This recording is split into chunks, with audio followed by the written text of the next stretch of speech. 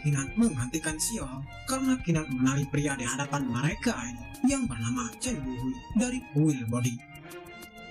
Tiba-tiba muncullah sebuah fenomena yang membuat mereka terkejut. Chen Buhui mengajak kelompok Kinan untuk memeriksanya. Kinan menyetujuinya, namun sebelum mereka pergi, dia meminta izin akan menuliskan peta lokasi gua Immortal Demon ini. Singkat cerita, mereka pun sudah sampai di sebuah gua. Terlihat banyak monster yang mati di luar gua. Kinan pun menyuruh Xiao dan Chen Buhui untuk berhati-hati. Tempat ini penuh dengan bahaya dan mereka harus tetap waspada. Kinan pun langsung menggunakan teknik mata dewanya untuk mengamati jalan dan area di sekitarnya. Setelah lebih jauh memasuki gua, mereka menemukan sesuatu. Chen Buhui menjelaskan kalau benda di hadapan mereka ini adalah Acid Flower dan Levitation Crystal. Kinan menanyakan apakah benda ini berguna atau tidak. Jika berguna, apakah mereka bisa menggunakannya. Chen Buhui memberitahu Kinan kalau satu batang Acid Flower mampu meningkatkan martial trait ke tingkat berikutnya, tapi setiap orang hanya bisa mengkonsumsinya sekali, dan untuk Levitation Crystal dapat untuk meningkatkan seluruh kekuatanmu ke tingkat berikutnya. Kinan pun menggunakan kekuatannya untuk memeriksa lapisan yang membungkus tiga benda itu. Menurutnya, tidak akan mudah menghancurkannya. Kinan pun menyuruh Xiao dan Chen Buhui untuk keluar dulu dan menunggu Kinan di pintu masuk karena dia akan menggunakan kekuatannya untuk menghancurkan dinding es ini. Kinan pun menyuruh kepada dua orang itu agar tidak khawatir karena dia yakin kalau dia pasti bisa dan akan selamat. Dikarenakan Kinan sudah memutuskan, maka Chen Buhui pun meminta Kinan untuk berhati-hati dan dia akan menunggu Kinan di luar. Setelah kedua orang itu keluar, Kinan langsung mengeluarkan jiwa bela dirinya. Dia ingin tahu apakah dinding es ini bisa bertahan dengan satu pukulan darinya. Kinan pun langsung menghantam dinding es itu dengan sangat keras menggunakan kekuatan jiwa bela dirinya. Tiba-tiba, ledakan besar pun terjadi yang membuat area di tempat itu bergoncang tak karuan. Bahkan di luar gua, tanah-tanah menjadi retak seakan-akan terjadi gempa bumi yang sangat dahsyat. Kinan pun mendapatkan ketiga harta itu, namun dikarenakan tanah-tanah yang dipijaknya hancur, dia terjatuh ke dalam retakan tanah itu. Xiao Hong yang menyadarinya pun langsung berteriak, "Master, aku akan menyelamatkanmu." Dengan kecepatannya, Xiao Hong pun langsung menyelamatkan Kinan. Ternyata Kinan di sini pingsan sehingga dia jatuh ke bawah. Ternyata Chen Buhui di sini bisa terbang menggunakan tongkatnya dan menyuruh Xiao Hong meraih tangannya agar tidak jatuh. Xiao Hong pun langsung menangkap tangan Chen Buhui yang membuat dia dan Kinan tidak terjatuh ke bawah. Namun Chen Buhui sangat kesulitan. Meskipun begitu, dia tetap akan menolong Kinan dan Xiao Hong karena mereka adalah tim. Singkat cerita, malam pun tiba. Mereka pun membuat api kecil untuk menghangatkan badan. Terlihat Kinan juga masih pingsan. Xiao Hong pun berterima kasih kepada Chen Buhui. Kalau bukan karena pertolongan dari Chen Buhui, maka dia dan Kinan bisa mati. Chen Buhui menjelaskan, menurutnya menyelamatkan nyawa lebih penting dari membangun pagoda 7 lantai, apalagi Kinan juga sedang terluka. Meskipun begitu, sebenarnya Chen Buhui juga sangat ingin merebut 3 harta yang didapat Kinan, sebab Kinan sekarang juga masih terluka. Tapi dia mengurungkan niatnya itu. Lebih baik dia mendengarkan kata-kata seniornya itu, jika tidak bisa saja hidupnya akan menderita. Xiao Hong yang melihat ekspresi Chen Buhui menanyakan kalau Chen Buhui ini kenapa, apakah ada masalah. Chen Buhui pun beralasan kalau dia sedang memikirkan saudara Kinan. Kira-kira kapan dia bangun agar mereka bisa menelusuri tempat ini. Tak berselang lama, Kinan pun bangun. Dia merasa kalau ada cahaya Buddha dalam tubuhnya. Pasti Chen Buhui telah menyembuhkannya. Melihat itu, Chen Buhui dan Xiao Hong sangat senang. Sepertinya Kinan ini sudah baik-baik saja dan lukanya telah sembuh. Kinan pun berterima kasih atas pertolongan dari Chen Buhui yang telah menyembuhkan lukanya. Kinan pun memberikan salah satu harta yang didapatnya pada saat di dalam gua. Xiao Hong 1 dan Chen Buhui 1. Chen Buhui yang mendapatkan harta itu sangat senang. Harta ini akan bisa membantunya untuk meningkatkan kekuatannya.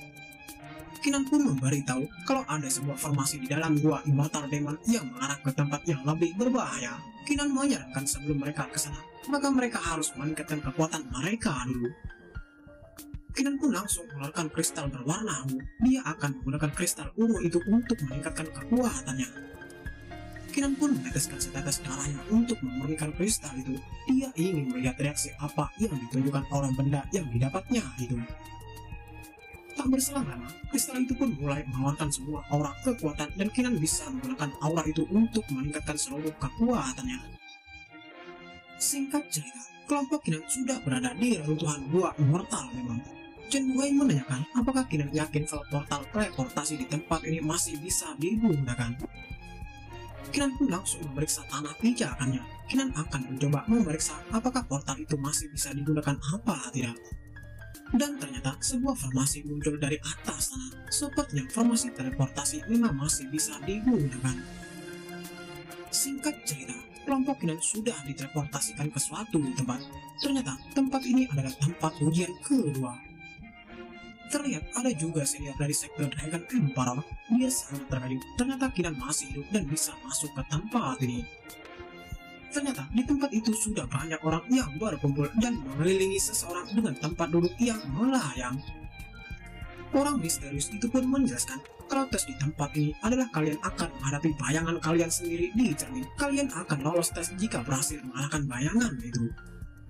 Kinan pun langsung mendekati sebuah cermin dan mulai mengamatinya menggunakan teknik mata dewanya. Menurutnya, cermin bayangan ini tidak bisa meniru teknik mata dewanya. Sepertinya kekuatan cermin bayangan ini tidak sanggup untuk meniru kemampuannya dengan sempurna. Tiba-tiba muncullah bayangan Kinan dari cermin itu dan langsung mendekati Kinan. Meskipun bayangan itu sangat mirip, tapi kekuatannya sangat berbeda. Kinan pun langsung mengeluarkan pedang Heaven Saturn Saber dan mengumpulkan kekuatan di pedangnya itu. Kinan langsung melepaskan sebuah tebasan pedang yang langsung menyerang bayangannya. Terlihat bayangan itu tidak sempat menghindar. Hanya dalam sekali serangan, bayangan itu langsung hancur berkeping-keping tak tersisa. Orang-orang yang melihat itu sangat terkejut.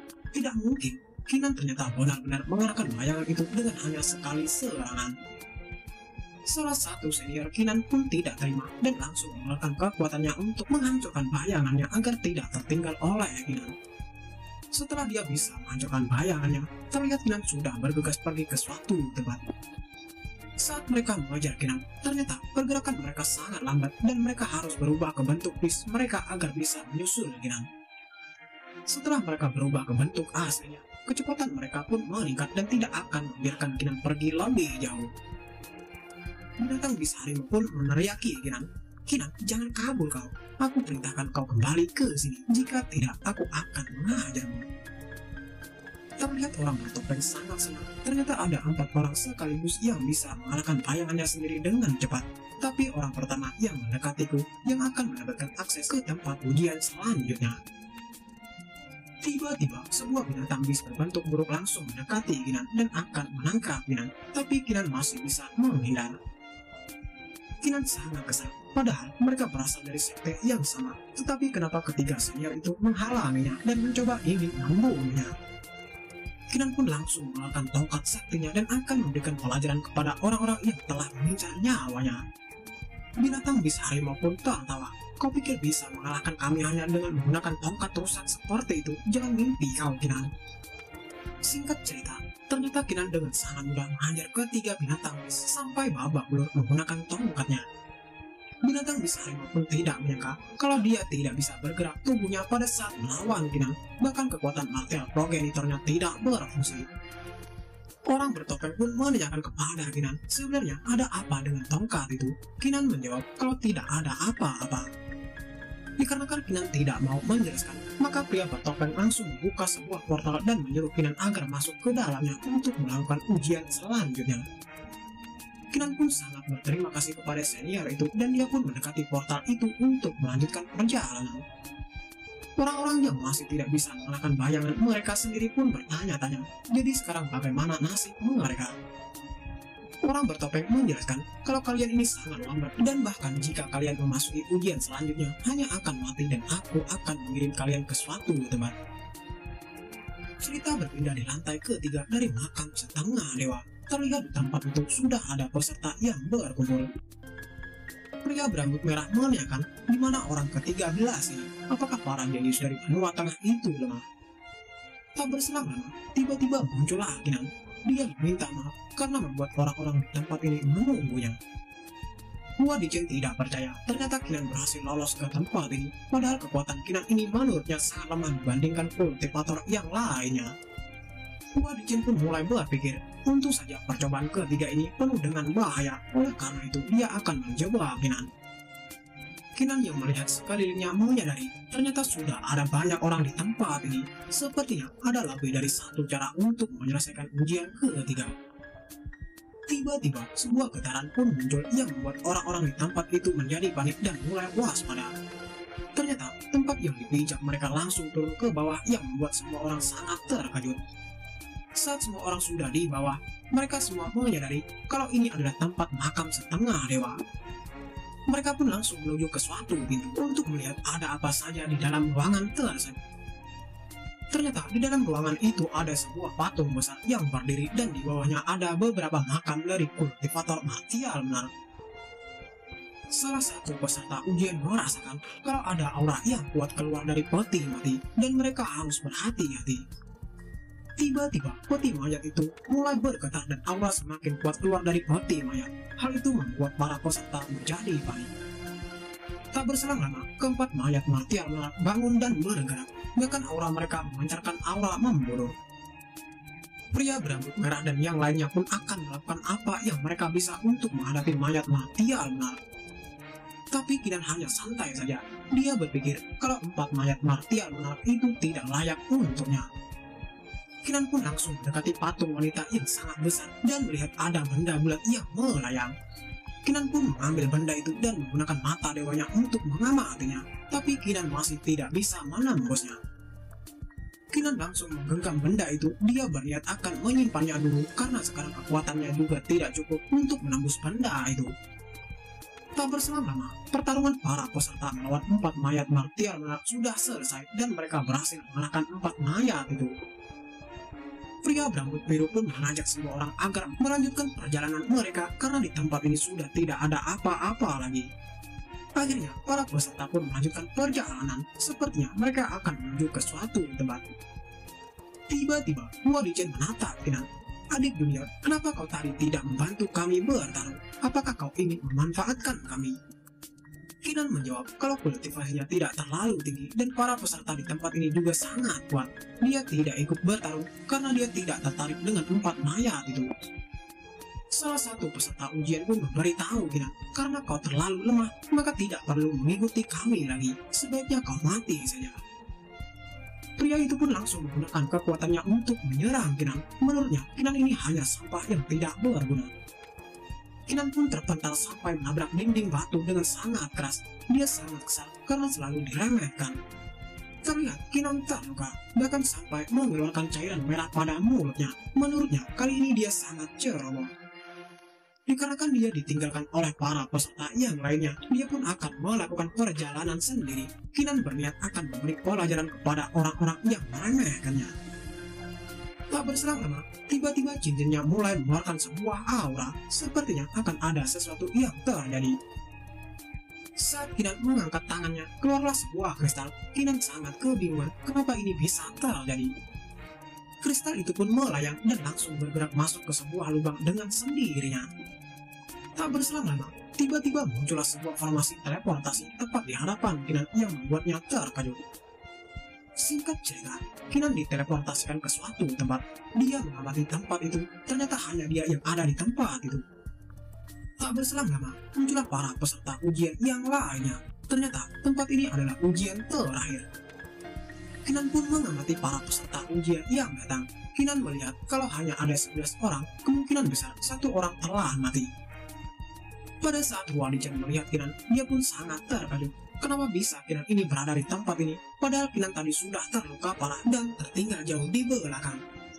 Kinan pun menatap Wadichen. "Kenapa ekspresi wajahmu begitu?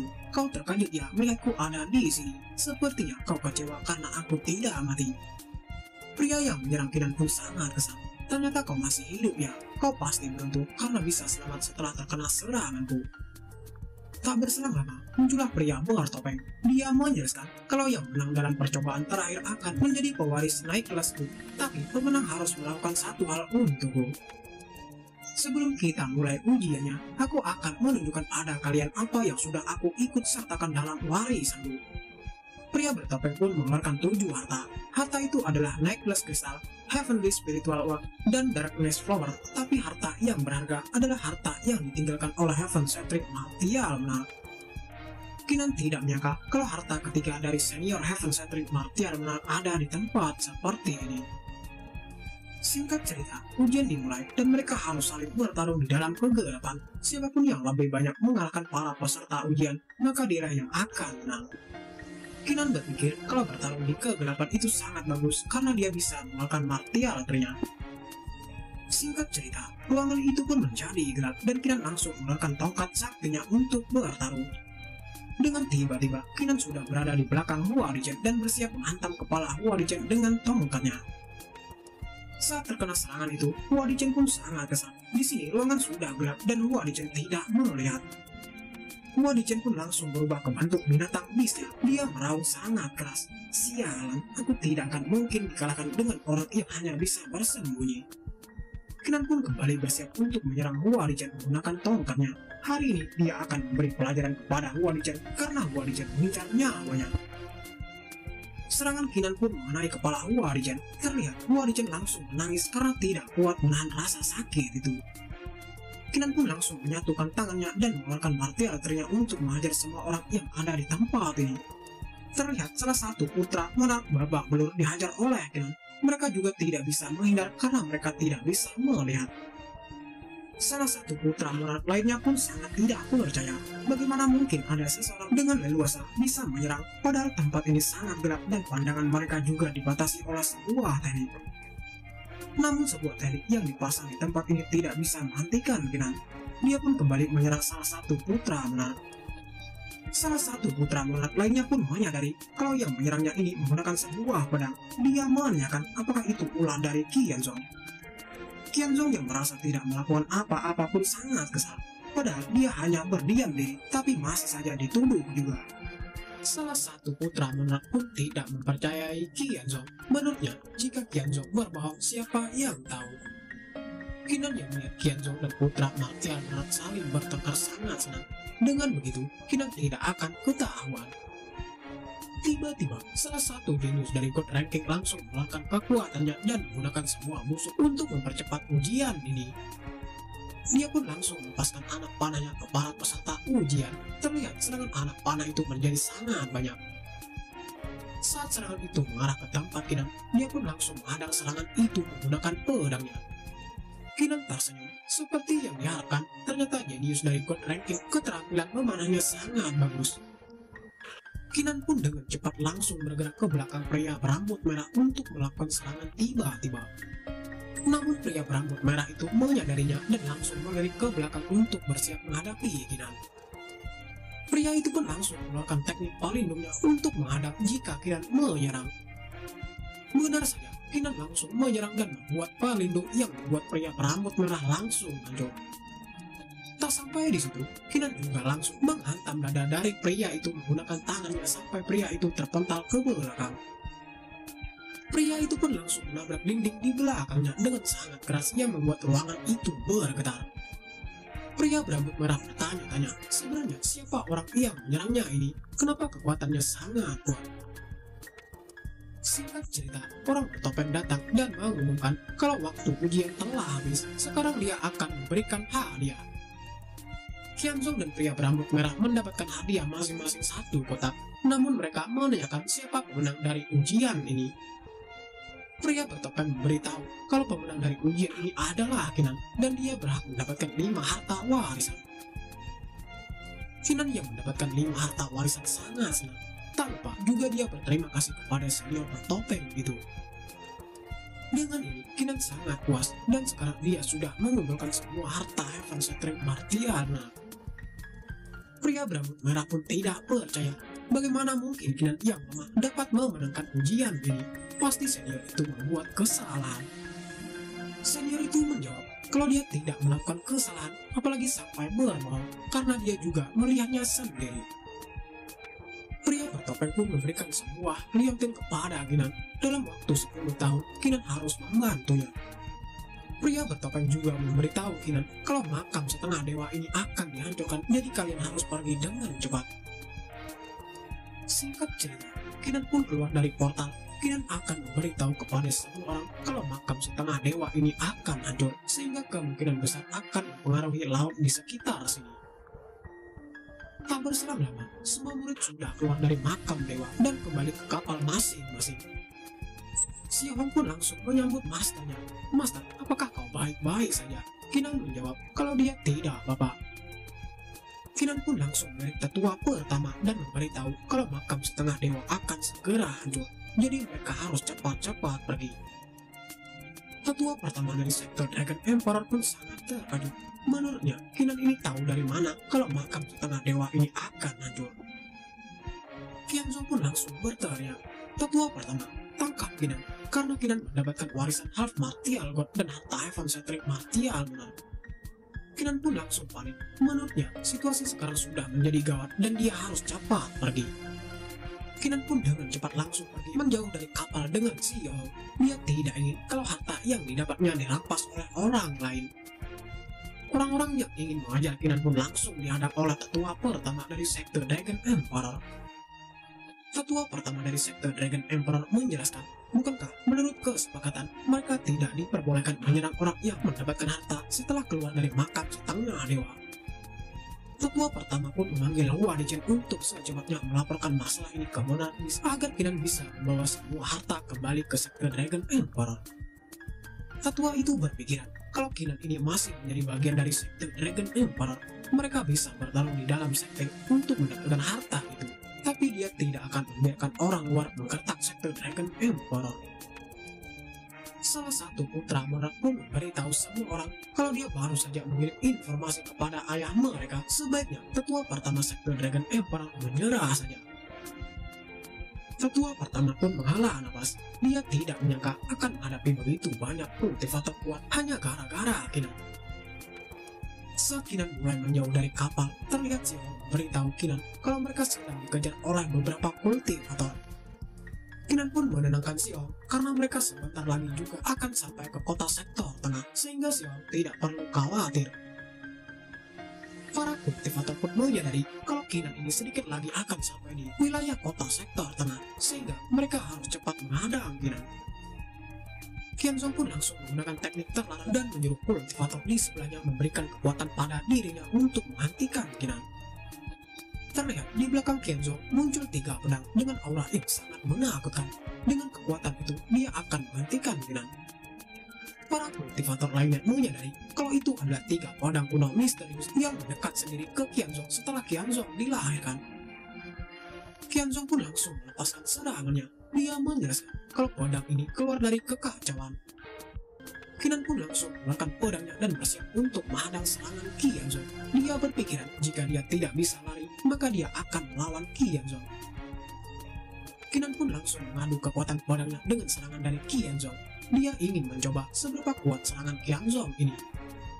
Terlihat ledakan besar pun terjadi akibat benturan kedua serangan. Karena ledakan besar itu, Kinan pun mengambil kesempatan untuk kabur dan menjauh dari tempat itu.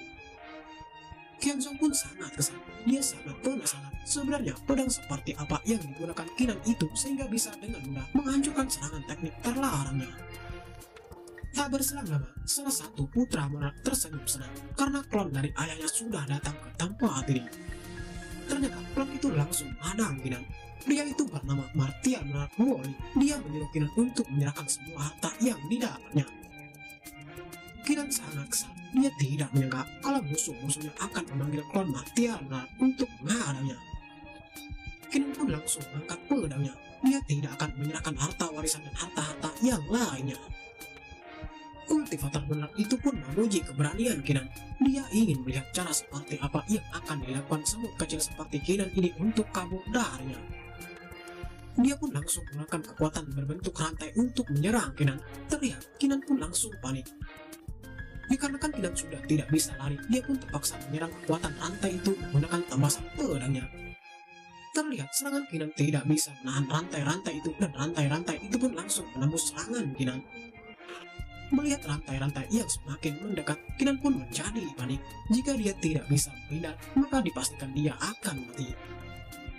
Tiba-tiba, sebuah serangan menghancurkan serangan rantai yang mengarah ke tempat Kinan. Ternyata yang melindungi Kinan adalah tausan milik Saber Monarch dari sekte Heaven Saber. Dia pun menyapa orang di depannya. Martial Monarch Howling pun sangat terkejut. Kenapa Saber Monarch ini menghalangnya membunuh Kinan? Saber Monarch pun menjelaskan kalau Kinan ini adalah teman sekte Heaven Saber kami. Jadi aku ingin Kinan datang mengunjungi sekte Heaven Saber dengan hidup-hidup. Di sini Kinan tidak percaya dengan perkataan dari Saber Monarch.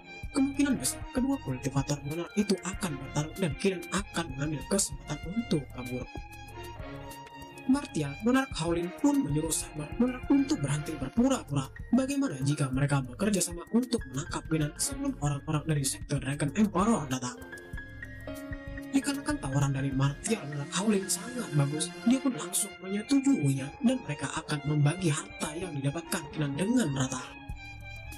Tiba-tiba Kinan dikejutkan dengan utusan naga yang tiba-tiba muncul di pundaknya. Utusan naga itu menyuruh Kinan mengalihkan perhatian kedua kultivator Monarch selama 3 napas agar dia bisa membawa Kinan. Tiba-tiba Kinan langsung melemparkan sebuah kotak harta. Dia memberitahu kedua kultivator Monarch kalau kotak itu ditinggalkan oleh Heaven Shatring Martial Monarch. Kedua kultivator itu pun langsung terbang dengan sangat cepat untuk mendapatkan kotak harta yang dilempar Kinan. Namun pada saat kotak itu terbuka, ternyata isinya kosong dan membuat kedua kultivator Monarch sangat kesal. Saat Martial Monarch Howling melihat ke arah Kinan, ternyata Kinan sudah menghilang. Dia pun makin kesal karena dibodohi oleh seorang bocah yang lemah. Kedua kultivator itu pun menyadari kalau sepertinya Kinan sudah kembali ke sekte Dragon Emperor dan mereka akan ke sana. Saber Martial Monarch pun menyuruh para tetua sekte Heaven Saber berkumpul. Mereka akan menuju ke sekte Dragon Emperor untuk memaksa Kinan menyerahkan warisan Heaven Shatring Martial Monarch. Singkat cerita, ada sebuah cahaya yang langsung mendarat di sekte Dragon Emperor dengan kecepatan yang sangat tinggi sehingga membuat ledakan besar terjadi. Ternyata itu adalah Kinan yang mendarat dengan selamat di sekte Dragon Emperor. Ternyata teleportasi jarak jauh itu bisa saja membunuh Kinan jika Kinan tubuhnya tidak kuat. Para murid sekte Dragon Emperor pun sangat terkejut. Kenapa Kinan ini bisa mendarat ke sekte dengan keadaan darurat seperti ini? Tiba-tiba muncullah Nine Tailed Monarch bisa menghampiri Kinan. Dia mendekati Kinan karena ingin menolong Kinan. Kinan pun berterima kasih kepada Tetua Agung, tapi Kinan merasa kalau dia masih bisa berjalan sendiri dan Tetua Agung tidak usah membantunya. Tapi Tetua Agung langsung menggendong Kinan. Dia akan membawa Kinan kembali ke puncak manusia dengan cepat. Kinan pun langsung kena mental digendong oleh seorang wanita. Menurutnya harga dirinya telah jatuh serendah-rendahnya. Tetua Agung pun menyuruh semua tetua dan para murid sekte Dragon Emperor bersiap untuk bertarung jika sesuatu terjadi. Dia juga menyuruh mengaktifkan formasi Miss Heaven Suppressing. Tak berselang lama, tibalah kedua kultivator Monarch di atas ujung sekte Dragon Emperor yang sudah dilindungi oleh sebuah formasi. Martial Monarch Howling menyadari kalau sekte Dragon Emperor ini sangat waspada sampai mengaktifkan sebuah formasi pelindung. Saber Monarch pun memanggil Tetua Agung. Nine Tailed, kenapa kau memasang sebuah formasi? Apakah kedatangan kami tidak disambut? Tetua Agung pun mengatakan, bukankah kalian datang ke sini hanya ingin merebut harta Heaven Shatring Martial Monarch kan? Jadi untuk apa aku menyambut kalian? Martial Monarch Howling pun menjelaskan kalau harta Heaven Shatring Martial Monarch tidak termasuk ke dalam warisan Heaven Martial God, jadi lebih baik mereka menyerahkan harta itu. Saber Monarch juga ikut berbicara. Apakah sekte Dragon Emperor akan melawan semua fraksi di benua tengah hanya demi harta Heaven Shatring Martial Monarch? Para murid tidak peduli, bukankah harta itu yang mendapatkannya adalah murid sekte Dragon Emperor? Tapi kenapa mereka malah ingin merebutnya? Tetua Agung pun mengatakan, seperti yang kalian lihat, para murid sekte Dragon Emperor lebih baik bertarung daripada menyerahkan harta Heaven Shatring Martial Monarch. Senior itu menyarankan jika para kultivator itu ingin mengambil harta Heaven Shatring Martial Monarch, lebih baik bertanya dulu dengan Dragon Emperor. Tiba-tiba awan menjadi gelap dan kilat mulai menyambar dan sebuah mata terlihat dari awan itu yang membuat semua orang menjadi takut. Kedua kultivator Martial Monarch itu pun langsung terkejut dan keringat dingin. Sepertinya mereka mengenali aura itu. Tiba-tiba muncullah sebuah naga yang besar dan terlihat naga itu mengeluarkan aura yang menekan semua orang hingga gemetar. Saber pun mengetahui kalau naga itu adalah Dragon Emperor. Dia pun menjadi panik karena kekuatan mereka dipastikan tidak akan mampu melawannya. Senior Benar pun bernegosiasi. Kami tahu kalau kami tidak akan bisa melawanmu Senior Dragon Emperor. Tapi bagaimana jika kami akan membayar agar bisa mendapatkan harta Heaven Shattering Martial Benar? Ketua Agung pun tidak menyangka kalau kedua kultivator itu masih saja tidak mau menyerah. Bukankah kami sudah bilang tidak akan menggunakan harta itu? Naga Dragon Emperor pun langsung meraung sangat keras yang membuat tempat itu bergetar hebat. Dia tidak ingin berdiskusi lagi dan menyuruh kedua kultivator itu pergi. Dengan wajah ketakutan, Martial Benar Wolin meminta Senior Dragon Emperor mempertimbangkannya lagi agar senior itu tidak menyesal. Senior Dragon Emperor pun berubah ke bentuk manusianya. Dia mengatakan hanya 2 kultivator klon saja berani menggertak sekte Dragon Emperorku. Apakah kalian cari mati? Singkat cerita, setelah kelompok kedua kultivator Martial Benar itu pergi, pemimpin sekte Dragon Emperor pun berterima kasih kepada para murid karena sudah bekerja sama. Mulai pada hari ini, pemimpin sekte Dragon Emperor akan memberikan 2 kali lipat sumber daya kepada para murid. Dan untuk harta serta warisan yang Kinan dapatkan, itu akan menjadi milik Kinan. Tidak seorang pun yang diizinkan untuk merebut harta dan warisan itu dari tangan Kinan. Warisan pun tertunduk langsung. Dia menyadari kalau pemimpin sekte Dragon Emperor menyukai Kinan, sehingga dia tidak bisa mendapatkan apapun dari Kinan. Cerita berpindah di sekte Heaven Saber. Terlihat Saber Benar sangat kesal karena sekte Dragon Emperor dengan terang-terangan mengusir dia hanya karena Kinan. Qianzhou pun memberi saran kalau mereka akan menghabisi Kinan pada saat Kinan keluar sekte. Qianzhou berpikir kalau Kinan tidak akan mungkin berdiam diri terus di sekte Dragon Emperor. Saber Benar pun langsung menyuruh Qianzhou menyebarkan informasi kalau Kinan akan menjadi musuh kelas emas peringkat 3 dari sekte Heaven Saber. Dia juga menyuruh Qianzhou untuk memberitahu 3 dari 18 penjaga pedang untuk mengajar Kinan pada saat Kinan keluar dari sekte Dragon Emperor. Qianzhou pun langsung memberi hormat dan akan pergi untuk menyebarkan perintah dari masternya itu. Cerita berpindah di sekte Dark Fighter. Terlihat anak dari Wolin meminta kepada ayahnya yang seorang pemimpin sekte agar memberi pelajaran kepada Kinan. Ayahnya itu sangat kesal karena anaknya ini selalu merengek dan membuat kepalanya menjadi pusing. Dia pun langsung menampar anaknya itu. Dia juga tidak terima. Ternyata anaknya ini bekerja sama dengan jenius Godrendi untuk memasuki makam setengah dewa tanpa izin. Pria itu sangat terkejut dan tak percaya kenapa ayahnya ini begitu tega menamparnya. Pemimpin sekte itu mengatakan, meskipun kau ini adalah putraku, tapi bukan berarti kau bisa melakukan apapun. Sekarang pergilah dan cari tahu masa lalu tentang Heaven Shattering Martial Benar. Cerita berpindah di tempat Kinan yang memandangi harta yang ditinggalkan oleh Heaven Shattering Martial Benar. Dia pun mengambil harta itu dan melihatnya. Menurutnya, harta ini sangat biasa-biasa saja, tapi kenapa banyak orang menginginkannya? Kinan pun sangat kebingungan dan agak kecewa. Ternyata harta itu mirip seperti alat pancing bambu untuk menangkap ikan. Tiba-tiba muncullah naga kecil. Dia menjelaskan kalau harta itu katanya dapat mengambil harta dalam jarak 100 mil dan pemilik harta yang diambil tidak akan menyadari setidaknya selama 1 jam. Naga itu pun menyuruh Kinan untuk mencobanya. Menurutnya ada sebuah artefak di dalam 10,000 Beast Garden yang bernama Dragon Emperor. Kinan bisa mencoba mengambilnya menggunakan alat pancing itu. Kinan pun sangat senang. Menurutnya, ide dari naga kecil itu sangat bagus dan dia akan mencobanya sekarang. Kinan pun langsung menyalurkan kekuatan pada alat pancing bambu itu untuk mengambil sebuah artefak.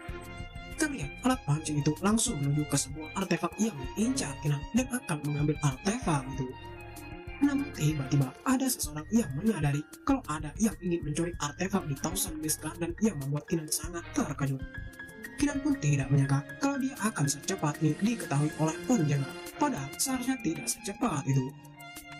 Naga kecil itu pun menjelaskan, sepertinya kultivasi Kinan terlalu lemah untuk saat ini sehingga fungsi dari alat pancing itu menurun. Dikarenakan hal itu, untuk saat ini harta pancingan itu masih belum berguna untuk Kinan sebab kekuatannya tidak mencukupi. Tiba-tiba muncullah seberkas cahaya yang mengatakan sebaiknya kau berkultivasi dulu agar bisa menggunakan harta itu dengan maksimal. Ternyata cahaya itu berubah menjadi senior Heaven Shattering. Kinan kebingungan kenapa senior ini bisa muncul di sini. Kinan pun menanyakan kepada senior itu apa tujuan senior itu datang ke sini. Apakah ada sesuatu? Senior itu menjelaskan kalau Kinan ini sudah mengumpulkan 3 harta. Saat Kinan memiliki tingkat kultivasi yang sebanding dengan martial lunar, maka Kinan dapat mencari harta karun miliknya yang sebenarnya untuk menghancurkan gerbang surga selatan. Senior itu pun langsung menghilang. Dia meminta Kinan untuk cepat tumbuh menjadi lebih kuat karena dia menantikan hari itu. Kinan pun bertekad akan menjadi lebih kuat dan dia pasti akan memenuhi harapan dari senior itu. Kinan pun langsung mengeluarkan keempat harta yang didapatnya dari makam setengah dewa. Hari ini Kinan akan menggunakan 4 harta yang diperolehnya itu untuk berkultivasi dan meningkatkan kekuatan. Singkat cerita, Kinan menemui tetua agung di area terlarang sektor Dragon Emperor. Kinan meminta izin untuk keluar dan berlatih. Tetua agung pun ragu, jika Kinan keluar sekarang, dia pasti akan menghadapi banyak bahaya. Kinan pun tertawa. Anda pikir aku takut? Aku akan menghadapi semua bahaya yang mengincarku. Tetua agung pun langsung mengetuk dahi Kinan. Aku lupa kalau kau tidak takut bahaya. Baiklah, kau bisa pergi ke Desolated Battleground. Tempat itu adalah salah satu daerah terlarang yang terletak di antara benua tengah dan makam setengah dewa. Ternyata Kinan sekarang sudah berada di peringkat ke-98 Monarch Ranking. Kinan pun langsung melakukan tongkat saktinya. Dia akan memberikan tongkat itu kepada tetua agung. Tongkat itu sudah tidak berguna lagi baginya. Tetua agung pun mengambilnya. Dia menyarankan agar Kinan berhati-hati, lakukan apa yang bisa dilakukan, namun utamakan keselamatan. Singkat cerita, Kinan sudah berada di sebuah kota. Terlihat banyak orang yang mengantri untuk memasuki kota. Penjaga memberitahu kalau ingin masuk ke kota, maka harus membayar 1000 kristal lunar atau menunjukkan identitas. Kinan pun memperlihatkan rencananya. Terlihat penjaga itu langsung melihatnya dengan terkejut. Penjaga itu memberi hormat. Ternyata itu Anda, saudara Kinan. Master pernah memerintahkan kami, jika melihat Anda, maka kami harus mengundang Anda untuk mengobrol. Kinan pun menanyakan siapa master dari penjaga itu.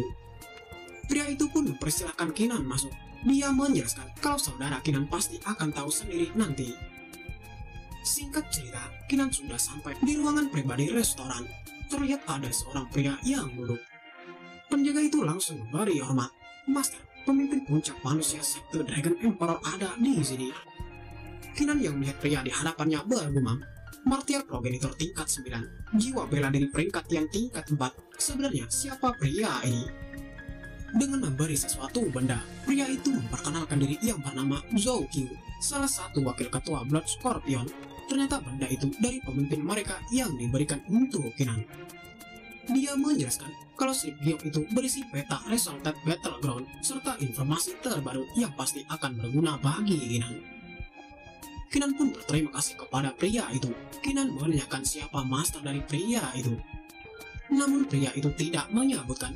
Dia hanya mengatakan kalau pemimpinnya meninggalkan sebuah pesan untuk Kinan. Ternyata pemimpin dari Blood Scorpion adalah Gong Yang. Kinan tidak menyangka kalau Gong Yang bisa menjadi pemimpin Blood Scorpion. Jika dia bertemu Gong Yang, maka dia akan memberitahu informasi yang sangat penting. Kinan pun menanyakan sekarang di mana pemimpin Gong Yang itu. Pria itu menjelaskan kalau dia juga tidak mengetahuinya. Kinan pun paham dan menyuruh pria itu untuk memberitahu Gong Yang kalau dia punya Faceless Statue. Cerita berpindah di tempat Putri Miao yang datang ke sektor Dragon Emperor. Para murid di sana pun menanyakan tujuan dari Putri Miao. Putri Miao menjawab kalau dia sedang mencari Kinan. Hua Dichen menjawab kalau Kinan sudah pergi untuk berlatih. Sepertinya kau datang di waktu yang tidak tepat.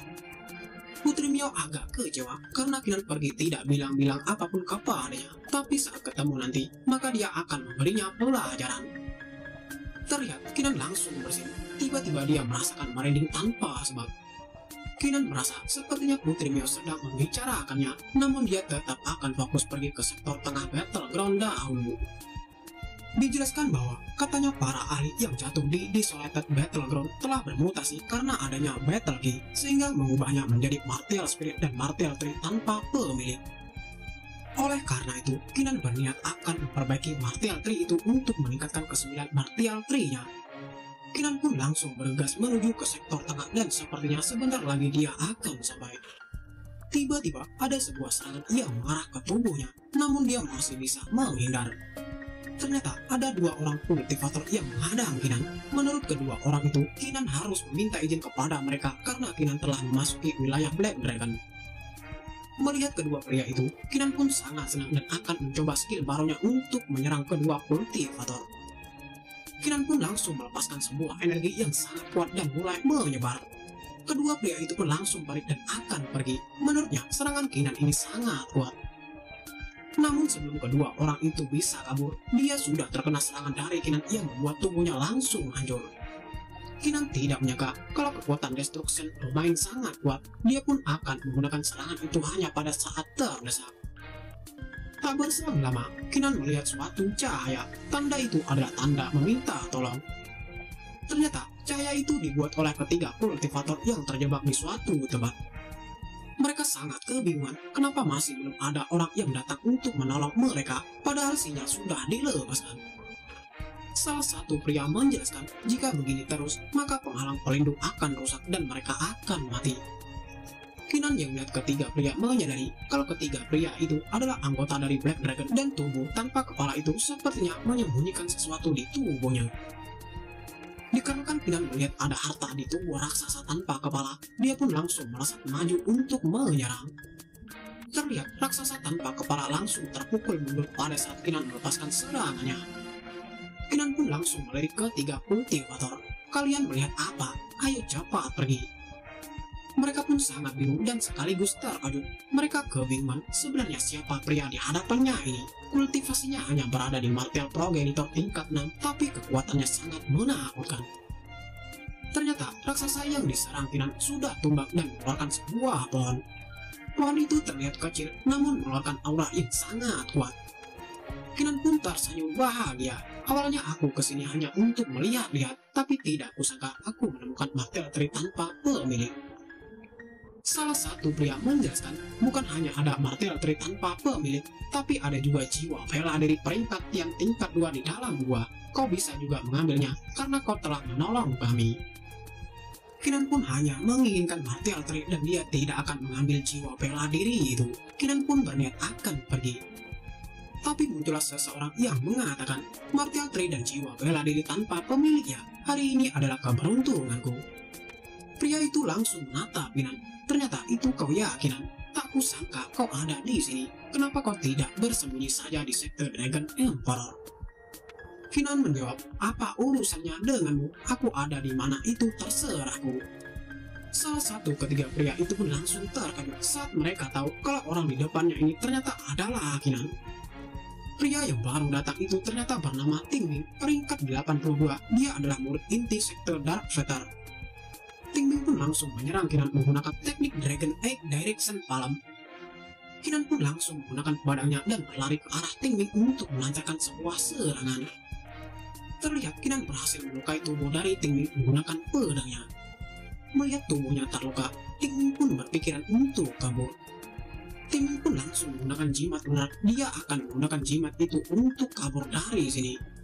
Namun tiba-tiba Putri Miao muncul di belakang Tingming. Seorang pria tidak boleh kabur dari pertarungan, ucap Putri Miao. Tingming sangat terkejut. Dia langsung menoleh ke sumber suara. Kinan tak menyangka kalau ternyata Putri Miao ada di sini. Putri Miao pun menyuruh Kinan agar mengurus Tingming dulu. Setelah itu baru dia akan berbicara dengan Kinan. Pria itu pun mencoba berkata Kinan, jika kau membunuhku, maka Master Wuling akan membunuhmu. Dengan ekspresi datar, Kinan pun mendekati pria itu.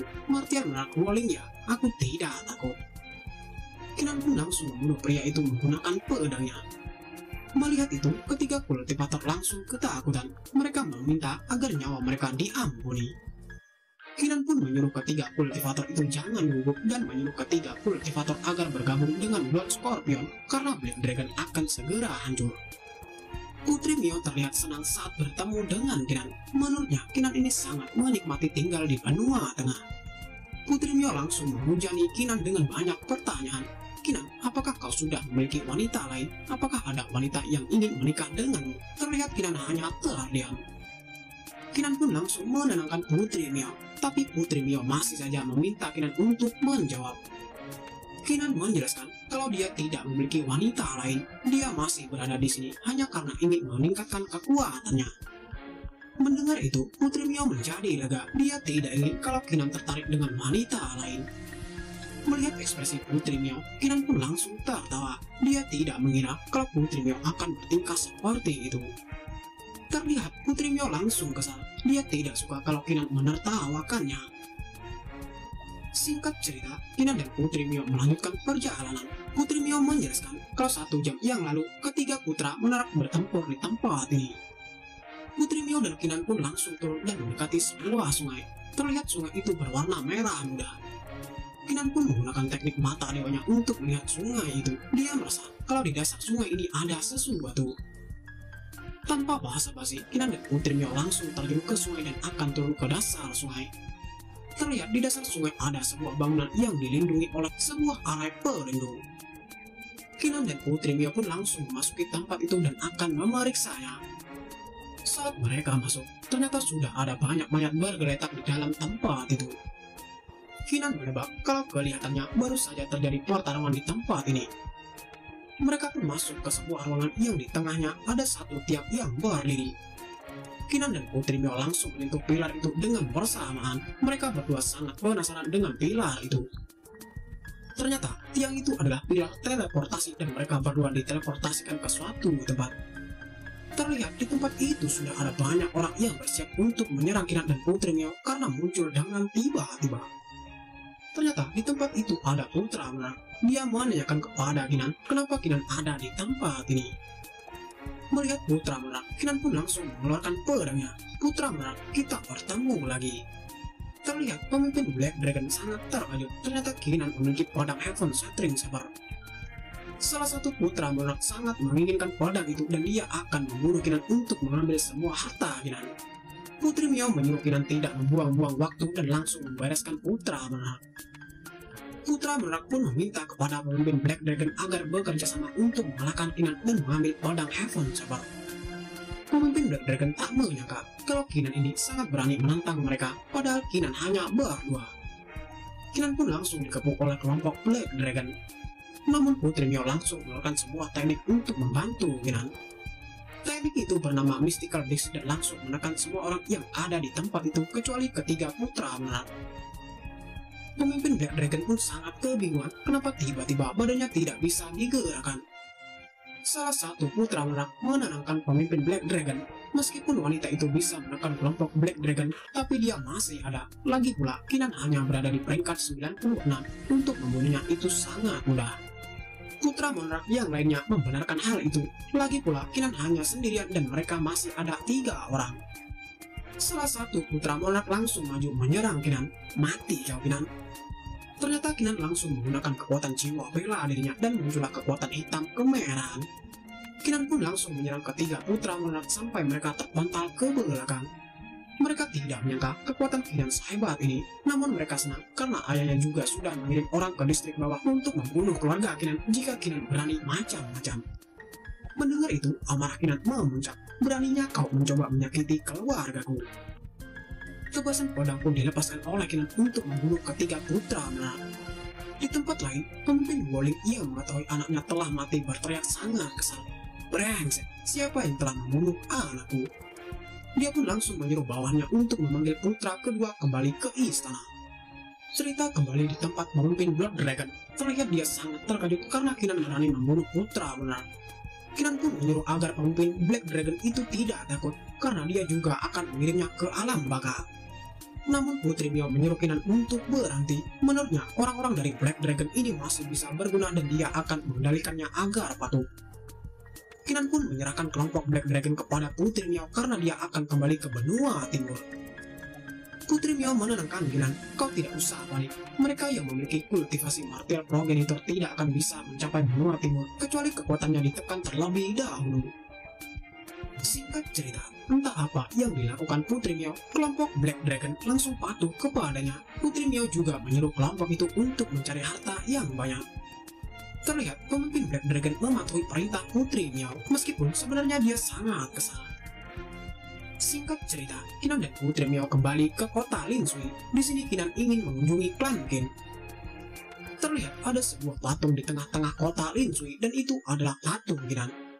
Melihat patung itu, Putri Mio langsung tertawa. Menurutnya, patung Kinan ini sangat jelek. Kinan pun langsung menggunakan teknik mata dewanya untuk mengamati kota Lin Zui. Dia terkejut, ternyata formasi terlarang di sekitar klan Qin ada yang berbeda. Sepertinya, formasi itu masih cukup kuat untuk menahan kultivator martial sekret. Putri Mio pun langsung menarik Kinan dan dia menyuruh Kinan untuk menanyakan sebenarnya apa yang terjadi. Kinan pun langsung memasuki kediaman keluarga Qin.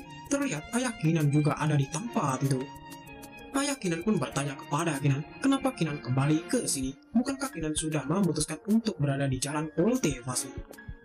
Putri Mio menjelaskan kalau dialah yang memaksa Kinan untuk kembali ke sini, jadi paman tidak boleh memarahi Kinan. Tak berselang lama, Kinan pun menanyakan kepada ayahnya, apakah ada hal yang mencurigakan terjadi akhir-akhir ini? Ayah Kinan menjelaskan, akhir-akhir ini ada banyak orang asing yang mengawasi klan kita, tapi suatu hari ada kultivator misterius muncul dan membunuh mereka semua. Kinan menanyakan apakah ayahnya itu pernah bertemu dengan kultivator misterius itu. Ayah Kinan mengiyakannya. Kultivator itu juga menyuruhnya agar tidak menginjakkan kaki keluar selama beberapa hari. Dia memberitahuku kalau dia tinggal di Gua Longru. Kinan pun menebak kalau sepertinya kultivator misterius itu adalah leluhur naga harimau. Ayah Kinan menanyakan apakah anaknya ini mengenal kultivator itu. Terlihat Kinan hanya mengepalkan tangannya. Ternyata Kinan tidak ingin membicarakan kultivator itu lagi. Sekarang dia akan memperkuat formasi terlarang klan Qin dulu. Kinan pun langsung keluar dan terbang di atas klan Qin. Dia mengeluarkan kehendak Dewa Petarung Suci dan Heaven Shattering Saber. Kinan pun menyuruh kehendak itu untuk bergabung dengan tanah dan lindungi klan Qin dengan segala cara. Kinan juga langsung menyalurkan kekuatannya ke formasi pelindung klan Qin untuk memperkuat formasi itu. Kinan juga menggunakan darahnya untuk memperkuat dan melindungi orang-orang dari klan Qin. Terlihat darah Kinan mulai menyebar dan masuk ke tubuh ayah Kinan dan anggota klan Qin lainnya. Dengan ini, Kinan bisa tenang dan yakin kalau ayahnya dan anggota klan Qin tidak akan mudah untuk diganggu. Sebelum pergi, ayah Kinan menyuruh Kinan agar melindungi dan merawat Putri Mio karena dia seorang wanita. Ternyata, ayah Kinan berbicara hampir 1 jam sehingga Kinan menjadi bosan untuk mendengarkannya. Melihat Kinan yang sudah bosan diceramahi ayahnya, Putri Mio pun tertawa. Ayah Kinan pun tidak akan berbicara panjang lebar lagi dan sekarang ayah Kinan memperbolehkan Kinan dan Putri Mio pergi. Kinan pun langsung memberi hormat kepada ayahnya. Pesan ayahnya akan selalu diingatnya dan dia akan tetap berhati-hati. Pada saat di pintu keluar kota Lin Zui, Kinan menjelaskan kepada Putri Mio kalau dia akan pergi ke pegunungan Longhu. Terlihat Putri Mio sangat senang dan dia memutuskan untuk pergi dan ikut bersama Kinan. Saat Putri Mio mengangkat tangannya, Kinan melihat ternyata Putri Mio menggunakan sebuah gelang giok. Putri Mio menjelaskan kalau gelang ini ayah Kinan yang memberikannya. Bagaimana cocokkan aku memakai ini? Pipi Kinan pun menjadi merah. Ayah secara khusus memberikan gelang giok kepada Putri. Apakah mungkin? Namun Kinan langsung menggelengkan kepalanya. Dia tidak ingin berpikiran yang aneh-aneh. Kinan pun kembali fokus. Dia tidak boleh memikirkan hal-hal yang tidak penting. Tujuannya sekarang adalah pergi ke Gua Longhu. Singkat cerita, Kinan dan Putri Mio sampai di Gua Longhu. Terlihat gua itu terlihat sepi. Kinan dan Putri Mio pun berjalan memasuki gua itu untuk memeriksa apakah ada orang di dalam gua atau tidak. Di dalam gua, terlihat tidak ada kehidupan yang terdeteksi, tapi ada sebuah kertas yang tergeletak di atas meja. Kinan menyadari kalau aliran Ki baru saja menghilang belum lama ini. Sepertinya leluhur naga harimau sudah pergi. Putri Mio pun mengambil kertas yang ada di atas meja. Dia kebingungan tentang maksud dari tulisan itu. Kinan pun mengambil kertas itu dan membacanya. Dia ingin tahu sebenarnya tulisan apa yang ada di kertas itu. Ternyata tulisan itu mengatakan, temanku Kinan, kalau aku diberi kesempatan lagi, aku lebih memilih menyakiti diriku sendiri. Putri Mio pun menanyakan kepada Kinan, apakah Kinan masih membenci leluhur naga harimau. Kinan menjawab kalau dia tidak pernah membenci leluhur naga harimau, apalagi leluhur naga harimau adalah temannya. Kinan berharap kalau mereka bisa bersatu lagi dan melanjutkan perjalanan mereka dengan bersama-sama. Dikarenakan urusan mereka sudah selesai di sini, Putri Mio pun menyarankan kalau mereka sekarang kembali ke Desolated Battleground. Singkat cerita, terlihat pemimpin Black Dragon memberikan sebuah kantung penyimpanan kepada Putri Miao. Putri Miao dengan senang hati menerimanya. Menurutnya, kerja dari pemimpin Black Dragon tidak buruk. Terlihat pemimpin Black Dragon hanya terdiam. Di dalam hati dia mengatakan, sebenarnya dia melakukan ini juga terpaksa. Ternyata Putri Miao juga menyuruh pemimpin Black Dragon untuk menyerahkan sebuah martial tree tanpa pemilik kepadanya, dan dia akan membagi setengah harta yang ada di kantung penyimpanan. Kinan menyadari kalau ternyata Putri Miao ini hanya ingin menipu kelompok dari Black Dragon. Pemimpin Black Dragon pun menyetujuinya. Menurutnya, martial tree itu tidak terlalu penting dibandingkan dengan setengah harta yang ada di dalam kantung penyimpanan. Setelah mendapatkannya, Putri Miao dan Kinan pun langsung pergi meninggalkan kelompok Black Dragon untuk menuju ke suatu tempat. Ternyata martial tree itu semuanya diberikan kepada Kinan dan dia tidak ingin mengambil satu pun. Kinan pun sangat senang. Dia sangat berterima kasih kepada Putri Miao. Ternyata tujuan Putri Miao mengumpulkan semua ini hanya untuk dirinya. Sebenarnya, Putri Miao membawa Kinan untuk menuju ke Desolated Battleground hanya karena dia membutuhkan Kinan untuk mencari sesuatu. Anak buah dari pemimpin Black Dragon mengatakan, "Pemimpin, apakah mereka berdua itu tidak tahu kalau sektor dalam Desolated Battleground itu sangat berbahaya? Bahkan kultivator setengah martial benar tidak berani menginjakan kaki di sana." Pemimpin Black Dragon pun tersenyum jahat. "Itu bukan urusanku, tapi lebih baik mereka pergi ke sana supaya mereka berdua mati dan kita bisa bebas." Di tempat sektor dalam, terlihat Kinan menembas tubuh seorang manusia berbadan hijau seperti goblin. Terlihat Putri Miao juga tidak mau kalah dan menggunakan kekuatannya untuk melenyapkan manusia berbadan hijau itu. Kinan menyadari kalau tempat ini sungguh luar biasa. Bahkan niat pertarungan sangat kuat. Jika dia tidak bisa menekan energi negatif di sini, maka dia bisa terpengaruh. Putri Miao pun melirik Kinan. "Kita hampir sampai. Sekarang ikuti instruksiku dan jangan berjalan sendiri." Cerita berpindah di Desolated Battle Achinbu. Terlihat ada 3 orang kultivator yang sedang bertarung. Ternyata kedua orang itu terpental karena salah satu kultivator mengeluarkan serangannya. Tak berselang lama, salah satu kultivator itu menyadari ada aura yang terdeteksi, sepertinya ada seseorang yang akan datang. Ternyata yang datang adalah Kinan dan Putri Miao dengan aura yang memancar keluar dari tubuh mereka. Salah satu kultivator itu mengetahui kalau orang yang baru datang itu adalah Kinan, seorang pemimpin puncak manusia sekte Dragon Emperor. Kultivator berambut putih sangat senang. Ternyata dia sudah banyak mendengar cerita tentang Kinan dan sekarang dia bisa bertemu Kinan secara langsung di tempat ini. Pria berambut putih itu pun langsung menyerang Kinan menggunakan kekuatannya. Menurutnya, mereka bertemu di sini adalah sebuah takdir. Kinan pun langsung mengeluarkan 2 pohon dan bersiap untuk menahan serangan dari pria berambut putih. Terlihat serangan itu ditahan dengan sangat mudah oleh Kinan menggunakan kekuatannya yang membuat ledakan terjadi. Pria berambut putih pun sangat terkejut. "Bagaimana mungkin kekuatanmu bisa meningkat? Bukankah seharusnya kekuatanmu itu di tempat ini ditekan oleh niat bertarung?" Pria berbaju kehijauan pun menyarankan kalau mereka harus bekerja sama untuk mengalahkan Kinan. Setelah Kinan kalah, maka mereka akan mengambil harta Heaven Shattering. Dikarenakan Kinan akan dikeroyok, Putri Miao pun langsung mengumpulkan kekuatannya di jarinya untuk membantu Kinan.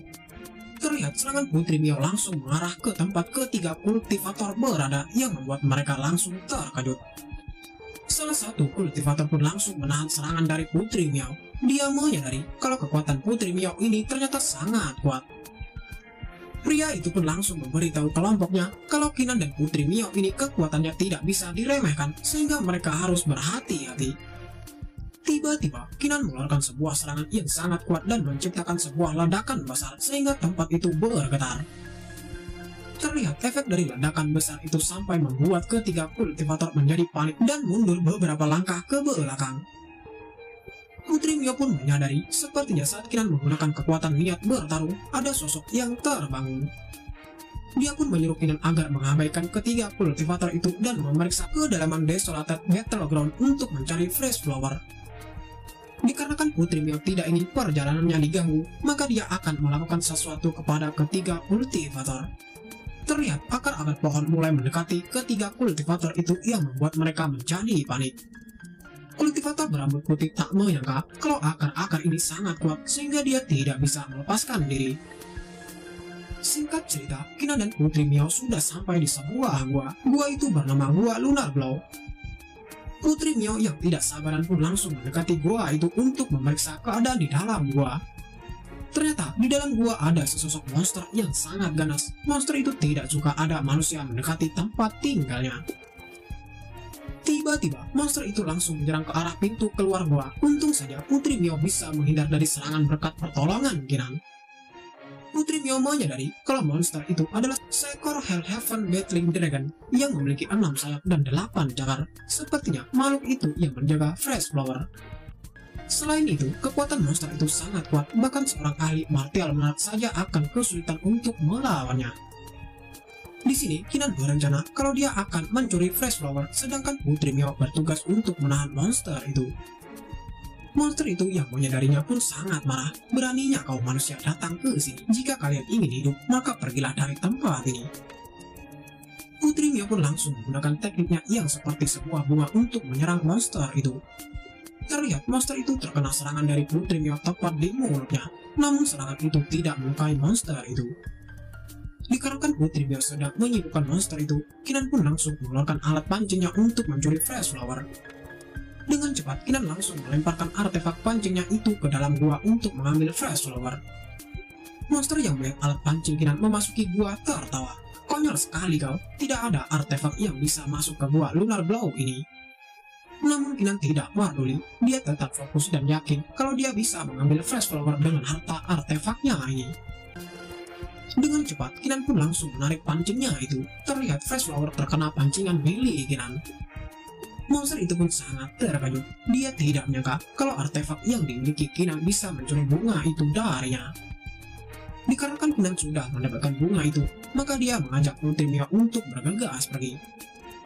Dengan cepat, Kinan dan Putri Miao langsung pergi meninggalkan tempat itu untuk menghindari amukan dari monster itu. Terlihat monster itu langsung berteriak sangat keras. Dia tidak terima kelompok Kinan pergi membawa Fresh Flower. Setelah berusaha berkali-kali, terlihat ketiga kultivator mulai bisa melepas ikatan dari akar-akar itu. Mereka pun berniat akan pergi. Tapi salah satu kultivator itu menyadari kalau dia merasakan ada seseorang yang datang ke arah mereka dengan pergerakan yang sangat cepat.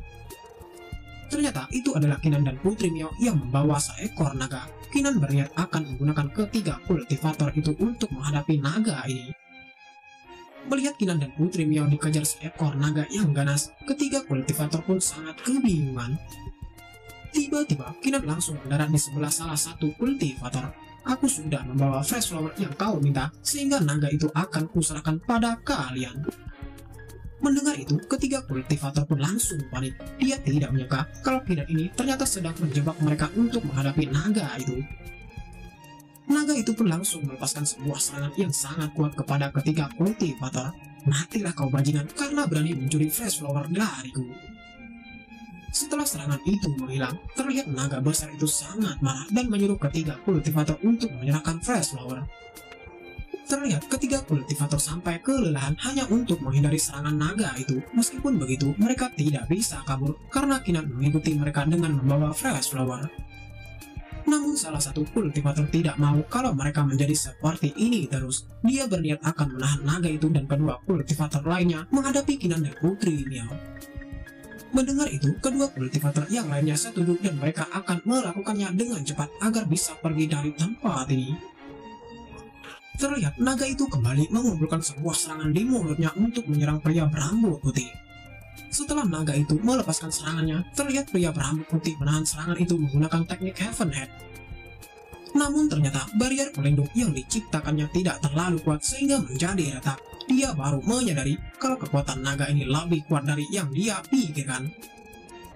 Melihat serangan naga itu yang sangat kuat, Kinan pun langsung menggunakan Battle Intense Armor untuk melindungi dia dan Putri Miao.